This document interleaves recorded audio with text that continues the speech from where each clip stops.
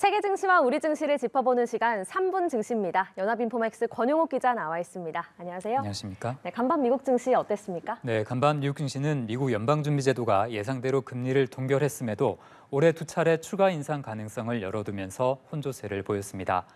마감가를 살펴보면 다우지수는 전장보다 0.68% 내렸지만 S&P 500 지수는 0.08% 올랐습니다. 나스닥 지수는 0.39% 상승했습니다. 연준은 이번 회의에서 기준금리를 5에서 5.25%로 유지해 지난해 3월부터 시작한 10회 연속 금리 인상 이후 처음으로 인상을 중단했습니다. 이는 시장의 예상과도 일치했는데요. 그런데 연준 위원들이 올해 말 기준금리가 0.25%포인트씩 두 차례 추가 인상될 것으로 예상했습니다. 시장은 당초 한 차례의 추가 인상과 이후 금리 인하 가능성까지 내다봤었는데요. 연준 위원들의 금리 전망치가 발표되자 주가는 낙폭을 빠르게 키웠습니다. 이렇게 연준 위원들의 전망이 매파적으로 나온 것은 근원 인플레이션이 여전히 높은 수준을 이어갈 것으로 봤기 때문입니다. 하지만 주요 3대 지수는 제롬 파월 연준 의장의 기자회견을 계기로 장중 손실을 만회했는데요. 파월 의장이 다음 달 인상 여부에 대해 모호하게 발언했기 때문입니다. 그는 다음 달 회의에서 어떤 결정을 할지는 논의하지 않았고 실시간으로 지표를 보며 대응할 것이라고 말했습니다. 네. 시장은 파월 의장이 다음 달 회의에 대해 아무런 힌트를 주지 않은 것을 주목했는데요.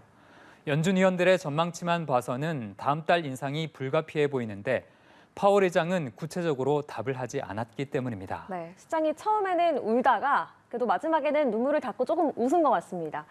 전문가들은 이번 회의에 대해서 어떻게 평가를 하나요? 네, 전문가들은 이번 회의가 매파적, 즉 긴축 선호 성향이 강했다고 평가했는데요. 그렇지만 파월 의장의 기자회견이 시장에 안도감을 줬다고 봤습니다.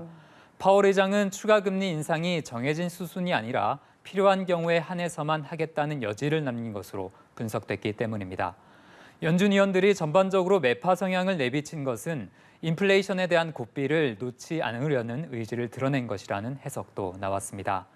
기준금리에 민감하게 반응하는 미국 금리 선물 시장은 연내 한 차례 정도의 추가 인상 가능성을 크게 예측하고 있습니다. 네, 간밤에 개별 종목별로는 어땠습니까? 네, 하루 전날 시가총액 1조 달러를 돌파했던 엔비디아 주가가 간밤에도 4% 넘게 뛰었는데요. 엔비디아는 올해 들어서만 200% 이상 폭등하고 있습니다. 테슬라 주가는 1% 미만으로 하락해 14거래일 만에 하락세로 돌아섰는데요. 다만 주가 300달러를 향해 달리는 기류는 여전하다는 평가도 나오고 있습니다. 네, 마지막으로 오늘 코스피 전망 짚어주시죠. 네, 어제 코스피는 기관들의 매도세 속에 하락했는데요.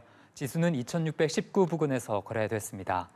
오늘 코스피는 간밤 미국 금리 결정을 소화하며 보합권에서 출발할 것으로 전망됩니다. 어제 국내 증시는 반도체와 2차 전지가 동반 약세를 보였는데요.